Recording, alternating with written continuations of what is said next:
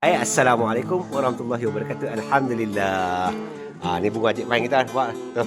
Nampak bunga dia. Oh, lawa ni. Subhanallah. Nampak? Merah menyala. Tu dia. Yang kita tut tempoh hari tu tak semua jadi noh. Kita tengok. Ni contoh yang kita tut lah. Mana dia? Tu dia. Kita tut dah. Tak nampak macam ada tanda-tanda keluar akak lagi tu nampak. Tak nampak lagi. Tak semua jadi noh. Saya pun duk tengok balik noh. Mungkin sebab mata pisau ke tak bersih ke tengok dia. Yang ni dia kering lah. Nampak dia kering. Bahagian pucuk kering lah. Mungkin memang tak jadilah. Jadi ni contoh yang mana tak jadi lah. Banyak juga tak jadi ni. Yang jadi pun ada alhamdulillah. Ni nampak ni. Ini contoh dia kita tengok. Ni dia contoh dia. Nampak? Ni keluar akak, nampak akak dah.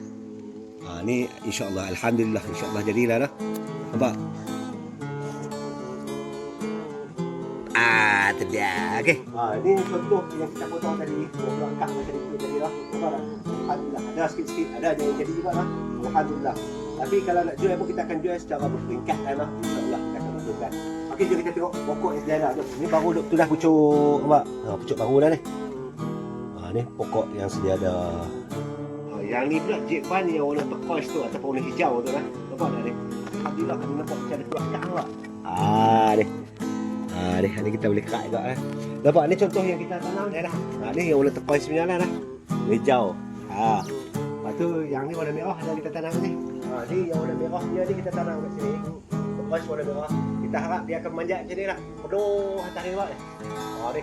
Kita lebih penuh atas ni. Supaya senang jadi playground untuk budak-budak santai. Lepak main. Yang ni Cik Mai yang warna turquoise lah. Nampak?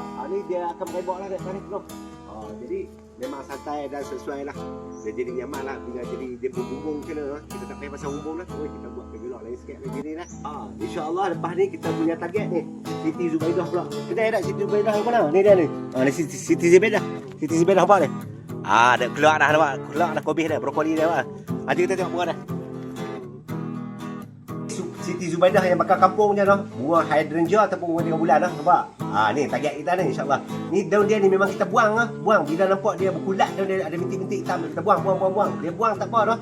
Terus kemudian dia boleh tumpu untuk salurkan nutrisi pada bunga dia pula dah. InsyaAllah. Nanti-nanti kan kita akan umumkan juga dengan Siti Zubaidah ni lah. Okey. Segala tu dulu. Terima kasih banyak. Assalamualaikum warahmatullahi wabarakatuh.